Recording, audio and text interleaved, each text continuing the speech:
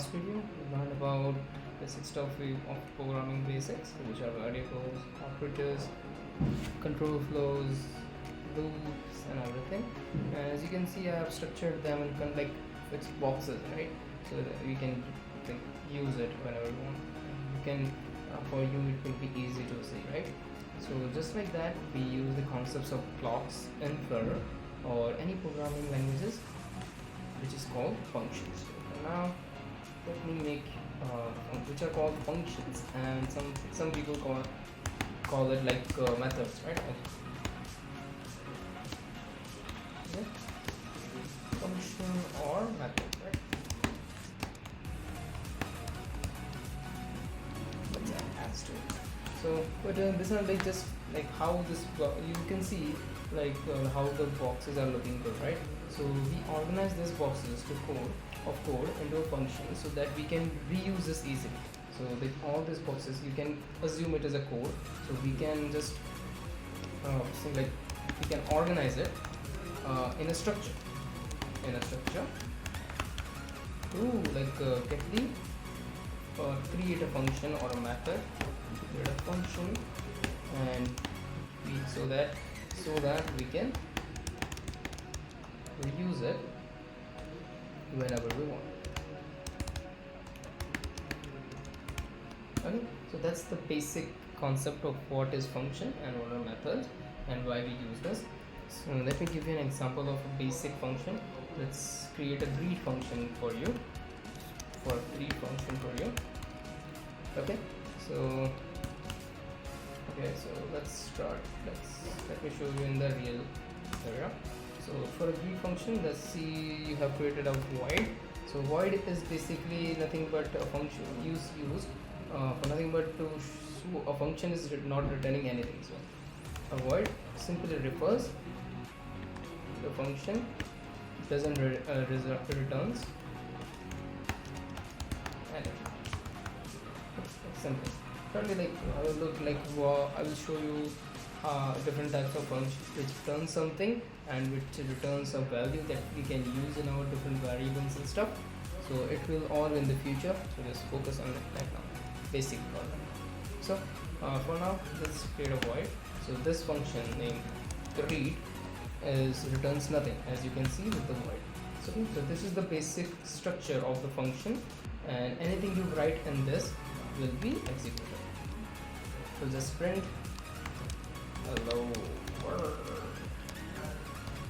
Okay, so this is the function now. So whenever we call this function out, this statement will be executed. So let's try it out. So in the build, as you can see in the build, I didn't call any print function, anything, but as soon as you hit the command, you can see hello world is printed because the compiler is going into this function and executing this statement. Okay, so we are just objectifying our code rather than writing this stuff over here. We are just using this in the function. Okay, so you can use this concept for blockifying the code, and mainly it is used for reusing the code. And if you have condition where you have to use the same block of code for 10 to 20 different times, so then you have to either you have one option to just paste it 10 times, or either you create a function and just call the function 10 times. So the code will be more cleaner and the more efficient.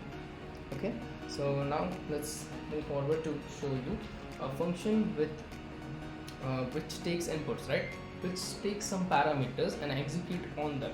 Okay, so it is a basic function, as you can see. Let's take this to our basic function library. Okay, so let's put it in the basic. So let's create now a function which takes parameter, right? Let's create with parameter. Okay, so for that, again, let's create a void, same name. So you can see you can't use two functions with the same name, so let's just make it greet2.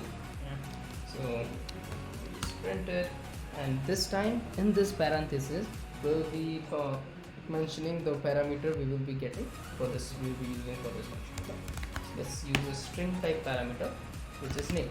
Okay, and now same, let's give it print hello dollar sign. Dollar sign is basically used for using variables in the string in the print statement or any string. Okay, so sorry for the spelling mistake. So you can see now we are using hello dollar sign. It's mainly this dollar sign is referred to use a variable, as I said. You can also use this curly braces if you have a lengthy variable or something you can't put in a one single parameter. Most of the cases will be a single variable name, so you can use that dollar sign directly. Okay, so now let's see. So what if I call greet over greet2 and this. So now you can see it's showing an error because it requires, as you can see, one positional argument expected in greet2 but zero one. Okay, so we have to give him an argument. So let's give an argument name, let's say Ronak. Okay. So you can see hello Ronak, it's greeting the Ronak. So that's the power of the parameters or the arguments. You can give the values here and the code will be executed here. So now you can see the power of function. So what if I want to greet 5 people? Okay, so I can now just create one function, name them like Bhargav, Rohan, Roshan.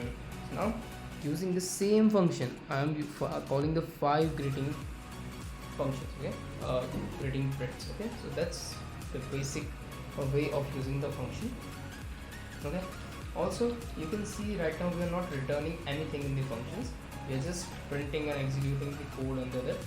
So with now let's move forward with the function that returns something.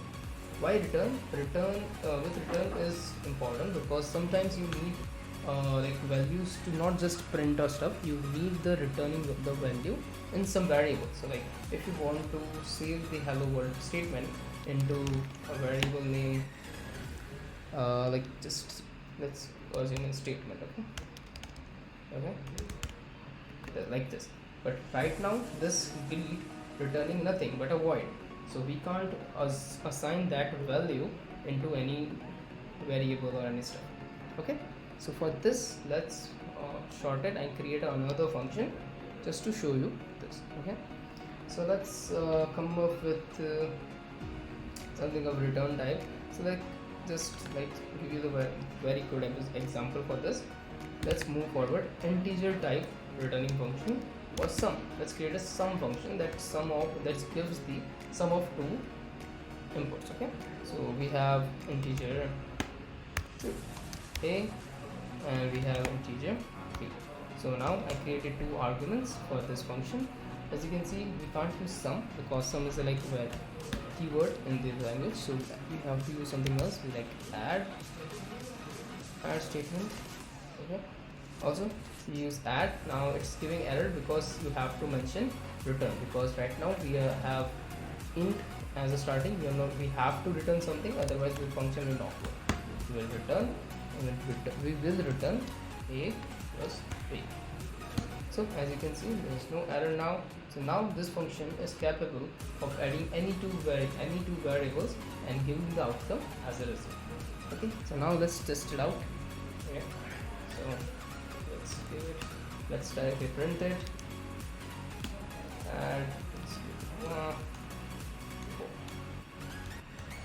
okay, as you can see, we are getting the summation of this function, but as we want to store this in another variable, let's do it, and sum equals to head of this. Now the summation and the return value of this function will be initialized, will be added to the sum. Okay, so now if we print sum, you can see we are again getting the 5, and that's how we use the return value in the function. Okay, so you will see what are the basic idea behind the function. It is basically used to reuse your code as well. Okay, so that's the function for you. So basically we have 3 types of functions. As I said, let me add return. Okay, let me add your example as well, so you can reference it in future. I will share you this code in a GitHub link, so you can get this and always be reminded by this. Okay, Yeah, that's it.